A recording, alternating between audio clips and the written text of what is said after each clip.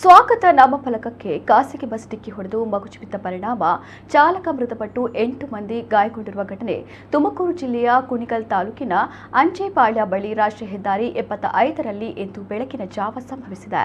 ದಕ್ಷಿಣ ಕನ್ನಡ ಜಿಲ್ಲೆಯ ಬಂಟ್ವಾಳ ತಾಲೂಕಿನ ಬಿಸಿ ರೋಡ್ ನಿವಾಸಿ 40 ವರ್ಷದ ಮೊಹಮ್ಮದ್ ಇಬ್ರಾಹಿಂ ಮೃತಪಟ್ಟ ಬಸ್ ಚಾಲಕ.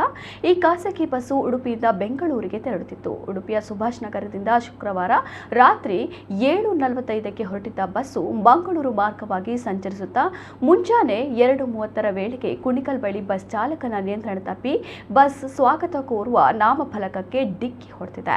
ಬಳಿಕ ಬಸ್ ಪಲ್ಟಿಯಾಗಿದೆ. ಘಟನೆಯಲ್ಲಿ ಚಾಲಕ ಮೃತಪಟ್ಟು ಸುಮಾರು 8 ಮಂದಿ ಗಾಯಗೊಂಡಿದ್ದಾರೆ.